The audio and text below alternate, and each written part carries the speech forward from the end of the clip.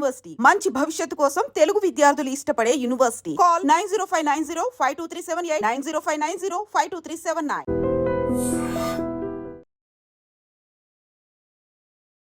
నమస్కారం అమ్మా.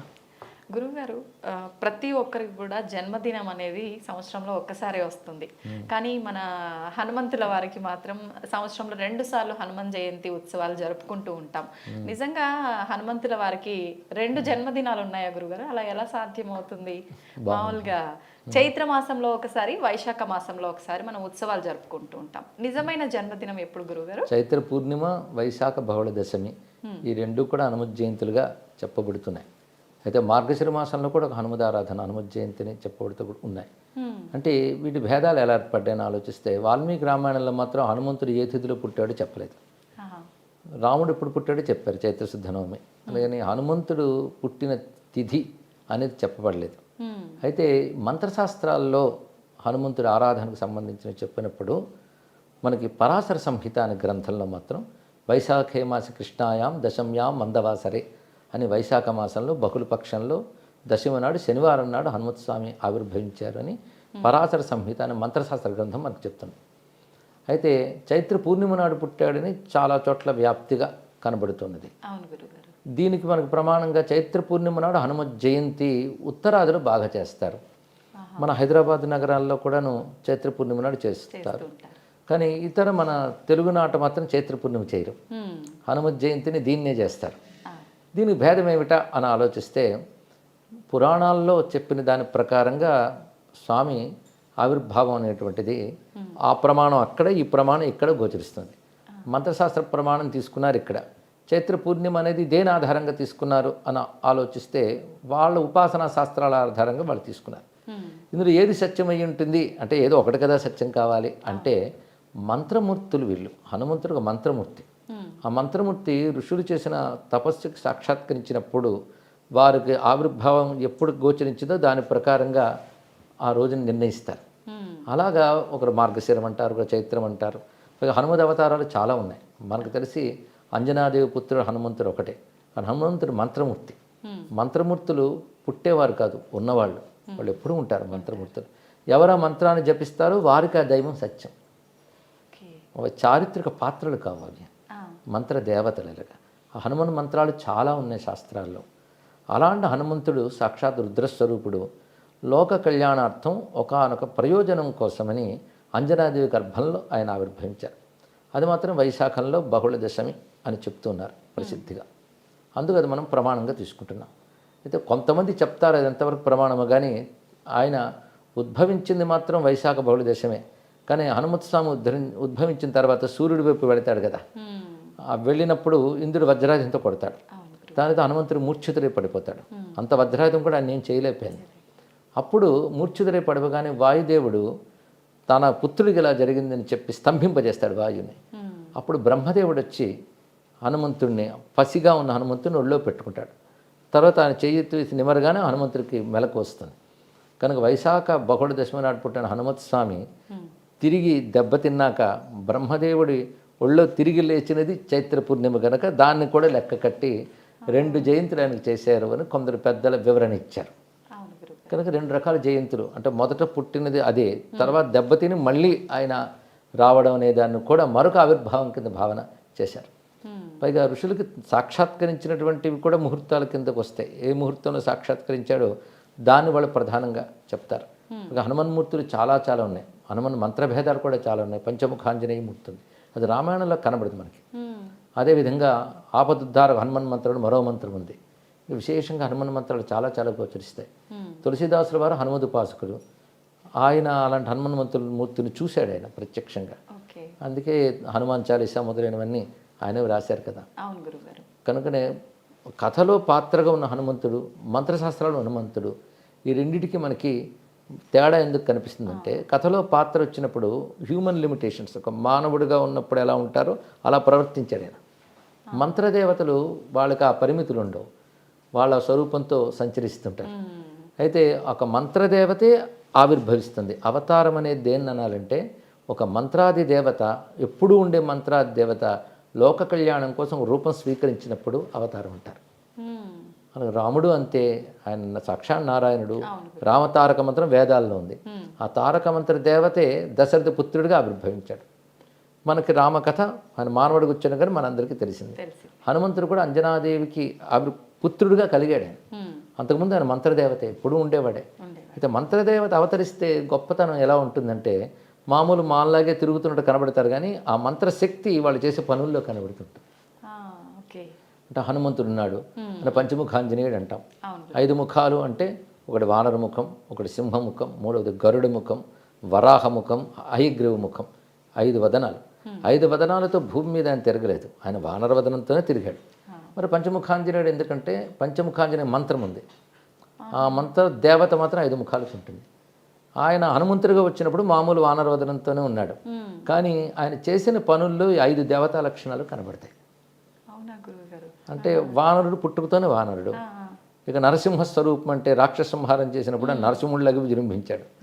గరుత్మంతుడి స్వరూపం అంటే ఆయన వేగంలో ఎగిరేటప్పుడు గరుత్మంతుడు కూడా ఎందుకు పనికిరాడన్నారు. అందుకు గరుత్మంతుడి స్వభావం కూడా ఆయన చూపించాడు. అలాగే వరాహస్వామి స్వభావం కూడా చూపించాడు. వరాహస్వామి సముద్రంలో మునిగిపోయిన భూమిని ఉద్ధరించాడు. అలాగే హనుమత్ స్వామి శోక సముద్రంలో సీతమ్మను ఉద్ధరించాడు. ఉద్ధరించడమే వరాహతత్వం. అది ఆయన పనులు అది చూపించాడు. హయగ్రీవ స్వామి అంటే సర్వవేదముల యొక్క మూర్తి, ఆయన జ్ఞానం. హనుమంతుడు కూడా అంత గొప్ప జ్ఞాని, అందుకే అక్కడ హయగ్రీవ లక్షణం చూపించాడు. అంటే ఒక మంత్రదేవత అవతరించినప్పుడు ఆ మంత్ర లక్షణాలు చూపిస్తాడు అనమాట. అలా హనుమంతుడు అంటేనే ఆపదుద్ధారకుడు, ఆపదల నుంచి ఉద్ధరిస్తాడు, కార్యసిద్ధి ప్రదాత. ఇలాగ హనుమంతుడి మంత్ర విశేషాలు సుమారు ఒక 27 మంత్ర విశేషాలు ఉన్నాయి. 27 మంత్రమూర్తులు సుందరకాండలో మనకు గోచరిస్తారు, ఆయన చేసిన పనుల్లో కనబడతారు. కానీ మంత్రదేవతలు అవతరించినప్పుడు మంత్రలక్షణం వాళ్ళ చేతల్లో చూపిస్తారు. అందుకే మనం చేతలు వింటూ ఉన్నా చదువుతూ ఉన్నా ఆ మంత్రశక్తి మనకు వస్తుంది. అందుకే హనుమత్ కథ, రామకథ కేవలం ఒక ఉత్తమ పురుషుల కథ మాత్రమే కాదు, అది మనం పారాయణం చేయడం వల్ల మహిమను చూస్తున్నాం. మహిమ మంత్రం వల్ల వస్తుంది. అంటే ఆ మంత్రము అవతరించి చేసే పని వల్ల అది మనం చదువుతూ ఉండడం వల్ల మంత్రశక్తి ప్రభావం మనపై చూపించి మహిమ కనబడుతుంది. హనుమత్ స్వామి యొక్క జయంతి విషయంలో ఇటువంటి 2 భేదాభిప్రాయాలు ఉన్నాయి. అయితే ఈ మీమాంసల కంటే ఎవరు ఏది ప్రమాణంగా ఆ జయంతిని చేసినప్పటికీ వారికి ఆ ఫలితం లభిస్తుంది కనుక 2 చేసుకోవచ్చు కూడా, తప్పేం లేదు. అయితే పరాశర సంహిత మంత్రశాస్త్ర ప్రకారం మాత్రం వైశాఖ బహుళ దశమని స్వీకరిస్తాం. అంటే ఈరోజు మనం మాట్లాడుకుంటున్న ఇది దాని గురించే, అందుకే వైశాఖ బహుళ దశం మనం స్వీకరించామన్నమాట. అయితే హనుమత్ స్వామిని ఉపాసించడం, ఆయన నామాన్ని స్మరించడం, ఆయన కీర్తిని మనం స్తుతించడం, ఇవన్నీ ఒకవైపు అయితే హనుమంతుని వ్యక్తిత్వాన్ని పరిశీలించడం చాలా అవసరం. హనుమంతుడి వ్యక్తిత్వాన్ని మనం పరిశీలించినట్లయితే అది నేటి యువతకి చాలా ముఖ్యమైన అంశం. స్వామి వివేకానంద ఒక మాట అంటాడు అప్పట్లోనే, భారతీయ యువత హనుమంతుడిని ఆదర్శంగా తీసుకోవాలి అని. ఎందుకంటే ఒక పర్సనాలిటీ ఎలా ఉండాలి అనేది హనుమంతుడిలో చూడాలి. ముఖ్యంగా శారీరకంగా గొప్ప బలవంతుడు, అది కావాలి కదా. ఫస్ట్ ఫిజికల్ ఫిట్నెస్ చాలా ముఖ్యం, అది మన ఆదర్శంగా తీసుకోవాలి. దానికి తగ్గ క్రమశిక్షణ, ఉరికిన శరీరం బలంగా ఉండాలంటే సరిపోతుందా, దానికి తగ్గ క్రమశిక్షణ, యోగము అవన్నీ ఉండాలి. హనుమంతుడు ముందు శారీరక బలం, రెండవది బుద్ధి బలం. హనుమంతుడు గొప్ప జ్ఞాని. హనుమంతుడు మాట విని రామచంద్రమూర్తి ఆశ్చర్యపోతాడు, ఇతడు బాగా చదువుకున్నాడు, అనేన బహుధాశ్రుతం, అనేక జ్ఞానం శాస్త్రములు తెలిసి. అంటే మాట బట్టే అతను ఏం చదువుకున్నాడు చెప్పారంటే రాముడు ఇంకెంత గొప్పవాడో ఆలోచించండి. ఇక్కడ హనుమంతుడి మాట బట్టి ఇతడు 4 వేదాల్లో నిష్ణాతుడు, సర్వశాస్త్రముల్లో పారంగతుడు, రాజనీతి తెలిసినవాడు అని అప్పుడే రాముడు పోల్చుకున్నాడు. హనుమంతుడు ప్రతి ప్రవర్తనలో అతని జ్ఞానం కనబడుతుంది. అందుకే సీతమ్మతో హనుమంతుడు మాట్లాడుతూ ఒకటి అంటాడు, హనుమానతి విఖ్యాతో లోకే స్వేనైవ కర్మణ, నా పనుల వల్ల నాకు హనుమంతుడిని పేరు వచ్చిందమ్మా అన్నాడు ఆయన. అంటే హనుమాన్ అంటే జ్ఞానవాన్ అని అర్థం, గొప్ప జ్ఞాని, గొప్ప మాటకారి అని అర్థం. హను అంటే దవడలు, మంచి దవడలు ఉన్నవాడంటే గొప్పగా మాట్లాడతాడని అర్థం. ఆయన తల చాలా గొప్పదండి అంటే అర్థం తల గొప్పదని కాదు, జ్ఞానం గొప్పదని అర్థం. అలాగే అవయవాన్ని పేర్కొన్నారంటే అవయవానికి సంబంధించిన శక్తిని పేర్కొన్నారు. హనుమంతుడు అంటే దవడలు, దవడల నుంచి వాక్కు వస్తుంది.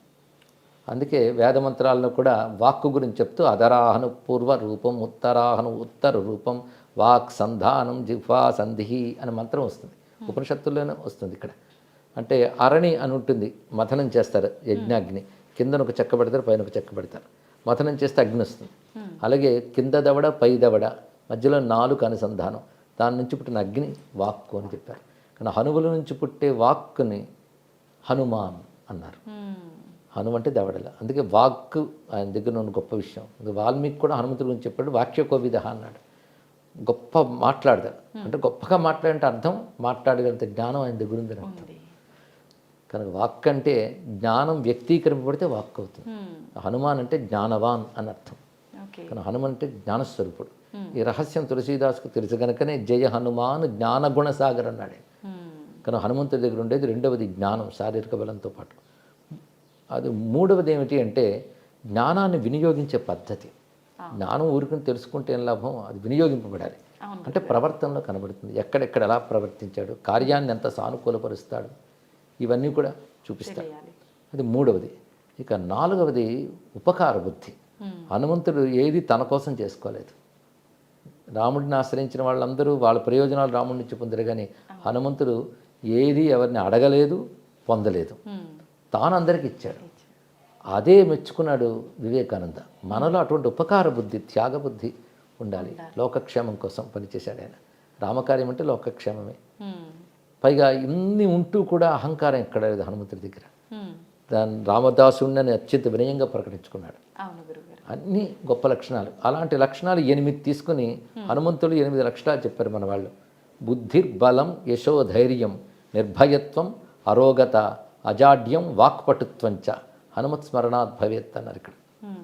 హనుమంతుడి దగ్గర ఇప్పుడు యువత నేర్చుకోవాల్సిన ధైర్యంగా ఉండడం. ఎప్పుడు కూడా బేలతనం రాకూడదు, దిగులు పడకూడదు. మ్మ్. పైగా క్రమశిక్షణ కలిగి ఉండాలి. క్యారెక్టర్ హనుమంతుడి దగ్గర ఉన్నది అటువంటి గొప్ప క్యారెక్టర్ హనుమంతుడిది. బ్రహ్మచారి అని అంటారు. మ్మ్. దీనితో ఆంజనేయ స్వామి వారు ఎటువంటి నిగ్రహ సంపన్నుడు, మ్మ్. విద్యావంతుడు, ఇలాంటి మనం వింటూ ఉన్న చదువుతూ ఉన్న మనలో క్యారెక్టర్స్ తప్పకుండా డెవలప్ అవుతాయి. ఎందుకంటే రోల్ మోడల్స్ అంటారు అవును. వీటిని. నేను చాలా కాలం ప్రవచనాలు మాట చెప్పేవాడిని. మ్మ్. మీరు హీ మ్యాను, స్పైడర్ మ్యాను, బ్యాట్మ్యాను, ఆ మ్యాను, ఈ మ్యాన్ అంటారు, హనుమాన్ను పట్టుకోండి అంటూ ఉంటాను ఇక్కడ. ఆయన మన ఆదర్శంగా తీసుకుంటే కేవలం మిరాకిల్స్ చేయడం మాత్రమే కాకుండా ఇంతవాడు అంత అయిపోవడం, ఎగరడం, చిన్నప్పటి నుంచి ఉత్సాహం కలిగిస్తే మనకు కూడా. అవును. ఇవి అతిమానుష ప్రవర్తనలు అంటారు. మ్మ్. సహజంగా మంత్రదేవత కనుక అది చూపించవచ్చు, అవి మనం చేయలేం, దండం పెడతాం. కానీ ఆయన యొక్క సద్గుణాలు మనం చేయగలం. అప్పుడు నిజమైన హనుమదారాధన అవుతుంది. కానీ హనుమత్ జయంతి అనే పేరుతో మనం హనుమత్ స్వామిని ఆరాధించాలి. ఆయన నామమే మంత్రం, అందులో సందేహం లేదు. అదేవిధంగా హనుమంతుని యొక్క చరిత్రను మనం పరిశీలించాలి, ఆ గుణగణాలను ఆదర్శంగా తీసుకోవాలి. కానీ హనుమంతుడు ఒక ఆదర్శమూర్తి, ఆరాధ్య స్ఫూర్తి. ఈ విధంగా మన హనుమంతుని గ్రహించాలమ్మ. ఇది జయంతి నాడు స్మరించుకుంటున్నాం. మ్మ్. ప్రత్యేకించి ఆయనలో ఉన్న సద్గుణాలన్నీ పిల్లలకి రావాలి అని అంటే వాళ్ళు ఎటువంటి కార్యక్రమాలు చేయాల్సి ఉంటుంది గురుగారు? ప్రధానంగా మన రామాయణంలో, సుందరకాండలో హనుమంతుడి యొక్క గుణగణాలు ఎన్నో చెప్పారమ్మా. అవి ముందు మనం తెలుసుకొని పిల్లలకి తెలియజేయాలి. మ్మ్. తెలియజేసి పైగా హనుమంతుడు అంటే పిల్లలకు కూడా చాలా ఆసక్తి. అవును గురుగారు. అసలు భారతదేశంలో ఉన్న ఆలయాలు స్టాటిస్టిక్స్ తీస్తే ఎక్కువ గుడులు ఉన్న దేవుడు అంటే హనుమంతుడు. హనుమంతుడు. ఆయన తర్వాత గణపతిని చెప్పారు, కానీ హనుమంతుడే ప్రధానం మన దేశంలో. అది విశేషం. ముఖ్యంగా ఛత్రపతి శివాజీని తీర్చిదిద్దిన సమర్థ రామదాసు ఆ. హనుమద్ ఉపాసన చేత ఆయన సిద్ధపురుషుడయ్యి ఛత్రపతి శివాజీని తీర్చిదిద్దాడు. ఆయన ఈ దేశం ఆసేతు సీతాచలం పర్యటించి కొన్ని వందల హనుమదాలయాలు నిర్మాణం చేశారు ఆయన. మ్మ్. అవి ఇప్పుడు ప్రసిద్ధి చెంది ఉన్నాయి. ఆయన మహారాఠాకు చెందినటువంటి వారు, మ్మ్. కానీ దేశమంతా కూడా పాద సంచారం చేసి ఈ దేశం బాగుండాలంటే మళ్ళీ హనుమత్ స్ఫూర్తి రావాలనే ఉద్దేశంతో ఆయన హనుమదాలయాలు చాలా పెట్టారు. ఎక్కువగా. అది కూడా మనకు పెద్ద కారణమైంది. రెండవది అంటే తులసీదాస్, మ్మ్. అక్బర్ కాలం నాటివాడు తులసీదాస్. అంటే తులసీదాస్ తర్వాతే సమర్థ రామదాస్ గారు, కానీ తులసీదాస్ స్ఫూర్తి ఆయనకున్నది. తులసీదాస్ అయితే హనుమంతుని సాక్షాత్కారం పొందినవాడు. మ్మ్. దాని చోటు కాశీలో నేటికి సంకటమోచన హనుమాన్ మందిరం ప్రసిద్ధి. ఆయనకి హనుమంతుడు కనబడ్డ చోటు ఇది. ఆహా. ఆయన హనుమాన్ చాలీసా ప్రసిద్ధి లోకంలో తులసీదాస్ గారు రచించిందిగా. ఇంకా సంకటమోచన హనుమాన్ స్తోత్రం, హనుమాన్ బహు చాలా రచాడు. ఇవన్నీ ఆయన అనుభవాలు, హనుమంతుడి ద్వారా ఆయన పొందిన అనుభవాలన్నీ కూడా. ఆహా. ఓకే. ఆ కాలంలో మరింత వ్యాప్తి చెందింది హనుమదారాధన. పైగా కలువు కపిహి అని శాస్త్రం చెప్తుంది. కలియుగంలో మనల్ని అనుగ్రహించేటువంటి గొప్ప దైవం హనుమంతు స్వామి అంటారు. పైగా హనుమంతుడు నేటికి ప్రత్యక్ష దైవం. మ్మ్. నేటిగా హనుమంతుడు ఉన్నాడనే మనకి పురాణాలన్నీ చెప్తున్నాయి. మ్మ్. హిమాలయాల్లో బద్రికాశ్రమ ప్రాంతాల వద్ద గంధమాదన పర్వతం హనుమంతుని యొక్క చోటు. త్రేతాయుగంలో అక్కడ రాముడు అవతారం చాలించిన తర్వాత హనుమంతుడు అక్కడే ఉన్నాడు. మ్మ్. మళ్ళీ భారతంలో ద్వాపర యుగంలో అక్కడ మన భీమసేనుడు చూశాడు ఆంజనేయ స్వామి వారిని. ఇప్పటికీ హనుమంతుడు గంధమాదన పర్వతంలోనే ఉన్నారు. ఆయన యోగ స్వరూపం గనక మామూలు నేత్రాలకు గోచరించారు, సిద్ధభూముల్లో దర్శనమిస్తాడు తప్పకుండా. పైగా హనుమంతుడు సాక్షాత్ రుద్రస్వరూపుడు కనుక ఈశ్వర లక్షణాలు అనుకున్నాయి కాబట్టి మనం ఎక్కడ స్మరించినా ఆయన అనుగ్రహిస్తాడు. అంతేకాదు రామచంద్రమూర్తి అవతారం చాలించేటప్పుడు తనతో మసలిన వాళ్ళందరికీ కూడా ఆయన ఉత్తమ గతులు ఇచ్చాడు, సరియు నదిలోకి ప్రవేశింపజేసి. హనుమంతుడిని మాత్రం రానివ్వలే, ఎందుకంటే నువ్వు చిరంజీవి అయ్యా, ఉండాలి ఇంకా నువ్వు అన్నాడు. అది నీకున్నటువంటి వరం, అది నువ్వు చిరంజీవి, నువ్వు ఉండాలి అంటే హనుమంతుడు మాట అంటాడు, ఎంతకాలం నీ కథ భూమి మీద ఉంటుందో అంతవరకు నేను కూడా ఉంటానని చెప్పాడు. రామకథ ఇంకా ఉంది కనుక హనుమంతుడు ఇంకా ఉన్నాడు. అందుకే మన ప్రసిద్ధిగా ఎత్ర ఎత్ర రఘునాథ కీర్తనం తత్ర తత్ర కృతమస్తకాంజలి ఉంది. ఎక్కడెక్కడ రామకథ చెప్పబడుతుందో అక్కడ హనుమంతుడు ఉంటాడు ఏదో రూపంలో అని మన వాళ్ళ నమ్మకం, కొందరికి అనుభవం. అందుకే హనుమంతుడు నేటికి ఒక రూపంతో ఉన్నాడు, అనేక రూపాలతో గోచరిస్తుంటాడు కనుక ఆయన ప్రత్యక్ష దైవం అని అంటారు. ఈ యుగంలో తొందరగా అనుగ్రహించగలిగే శక్తి హనుమద్ ఆరాధనలో మనకు కనబడుతుంటుందమ్మా. అందుకే హనుమత్ జయంతికి అంత ప్రాధాన్యం. దేశమంతా చేస్తారు, సింధూర పూతలు, తమ్ములపుటాకు పూజలు, ఇవన్నీ కూడా పూజా విధానాల్లో హనుమంతుడికి ప్రీతిపాత్రమైనవని మంత్రశాస్త్రం మనకు చెప్తుంది. సుదర్శన సంహిత, అగస్త్య సంహిత, పరాశర సంహిత లాంటి మంత్రశాస్త్రాల్లో హనుమన్ మూర్తుల గురించి చాలా వర్ణించారు. హనుమన్ మంత్రాలు చాలా ఉన్నాయి. ఆ మంత్రాలను పద్ధతిగా సాధన చేసి సిద్ధి పొంది హనుమద్ దర్శనం, మహిమ పొందిన వాళ్ళు చాలామంది నేటికి ఉన్నారు. అటువంటి భక్తుల వల్లే భగవతత్వం వ్యాపిస్తుంది. అలాగే వ్యాపించింది కనుక ఇప్పుడు దేశమంతా ఈ జయంతులు, ఉత్సవాలు చక్కగా చేసుకుంటున్నారు. అయితే గురువు గారు, మామూలుగా మనము ఏది తీసుకున్నా ప్రతి ఒక్క భగవంతుని కూడా ప్రసాదంగా పెడుతుంటాం. కానీ హనుమంతుల వారిని చూసుకుంటే వడలు ప్రసాదంగా నివేదన చేయకుండా మాల రూపంలో వేస్తూ ఉంటారు. ఎందుకని గురువు గారు? అంటే భగవంతుడు ఒక్కటైనా అనేక దేవతా రూపాలతో ఉంటారు. ఒక్కొక్క దేవతకు ఒక్కొక్క ప్రత్యేకత ఉంటుందమ్మా. వాళ్ళకి నివేదించే పదార్థాలు, వాటికి విశేషాలు ఉంటుంటాయి. ఉదాహరణకి గణపతికి ఉండ్రాళ్ళు, సూర్యనారాయణకి పాయసం, ఇలా చెప్తారు. హనుమంతుడికి ఈ వడలు, అరటిపళ్ళు ఇవి చాలా ప్రసిద్ధి. ఇది మాలగా వేసి అలంకారంగా కూడా వేయడం ఏంటంటే మాల అనంతత్వానికి సంకేతం. అందుకు అది మాలగా సమర్పించుతూ అని మనం పరిమితంగా ఇచ్చినా అపరిమితంగా భావించాలనే ఉద్దేశంతో ఈ మాలా సమర్పణం కూడా చేస్తారు. ఓకే. అయితే గురువు గారు, ఇప్పుడు హనుమంతుల వారిది హనుమాన్ చాలీసా అయితే ఏంటి, చరిత్ర కూడా మీరు చదవమని చెప్పారు. ఇవి చదవాలి అని అంటే ప్రత్యేకమైన రోజు లేదంటే నియమాలు ఏమైనా పాటించాల్సి ఉంటుందా? మామూలుగా చరిత్ర చదువుకోవడం ఏ రోజైనా చదువుకోవచ్చమ్మా, వారిని నిరంతరం భావించవచ్చు. అయితే హనుమంతుడు మరొక విశేషం ఏంటంటే గ్రహబాధలు పోగొట్టే దేవతల్లో హనుమంతుడు, గణపతి ఇద్దరిని ప్రధానంగా చెప్పుకోవాలి. అందులో శనిగ్రహం, ఈ శని సంబంధించిన బాధలు ఉంటూ ఉంటాయి కదా, ఏలినాటి శని, అర్ధాష్టమి శని, ఇలాంటివి ఉన్నటువంటి వారిని నిగ్రహించాలంటే హనుమదారాధన చాలా విశేషంగా పనిచేస్తుంది అని పెద్దలు చెప్తూ ఉంటారు. దానికి కొన్ని కథలు కూడా చెప్తారు, శనిని నిగ్రహించడం హనుమంతుడి గొప్పతనం ఏమిటనేది. పైగా ఆయన పుట్టింది శనివారం. అందుకే శనివారం ఈ శని సంబంధమైన దోషాలు ఏమైనా జాతకాలను ఉంటే హనుమదారాధన చేసి, ఉదాహరణకు హనుమాన్ చాలీసా పారాయణ చేసుకోవడం, సింధూరం పెట్టుకోవడం, ఇలాంటి చేసినట్లయితే తప్పకుండా ఆ శనిగ్రహ జనితమైన దోషాలు తొలగుతాయని పెద్దలు చెప్తారు. ఎందరికి అనుభవం కూడా. మంగళవారం, శనివారం ఆయనకి ప్రధానంగా ప్రీతిపత్రంగా చెప్తారు. ఓకే. ఎక్కువగా అంటే ప్రతి ఒక్క దైవానికి కూడా ఒకటే రోజు ఏదో ఒకటి పర్టికులర్ వారం అనేది ఉంటుంది కదా, ఎందుకని హనుమంతుల వారికి 2 వారాలు, మంగళవారం, శనివారం? సాధారణంగా ఆయన శనివారమే జన్మించాడు కనుక శనివారమే ప్రధానం. కానీ కుజగ్రహ దోషాలు పోగొట్టడంలో కూడా ఆయన గొప్పవాడు కనుక అది మంగళవార ఆరాధన చెప్తున్నారు. ఓకే. గురుగారు, చాలామంది హనుమంతుల వారిని పూజించాలి అని అంటే మీరు చెప్పినట్టుగా ఇట్లాంటి శని బాధలు ఇలాంటివి ఉన్నవాళ్ళు హనుమంతుల వారి చుట్టూ ప్రదక్షిణలు చేస్తే బాగుంటుంది, అనుకున్న కోరికలు తీరుతాయి, ఇలాంటి దోషాలు పోతాయి అంటుంటారు. నిజంగా అది నిజమే అంటారా? చాలామందికి అనుభవం అమ్మ, అందుకే అవి తీసిపారేయడానికి లేదు, చేసిన వాళ్ళకి లభిస్తున్నాయి. నా కోరిక ఏంటంటే అక్కడితో ఆగిపోకూడదు. ఎందుకంటే ప్రతివాడికి గ్రహబాధలు ఉంటే తొలగాలి, ఆనందంగా ఉండాలనుకుంటారు, చెయ్యొచ్చు. కానీ దానికంటే ముందు వ్యక్తిత్వం బాగు చేసుకోవాలి.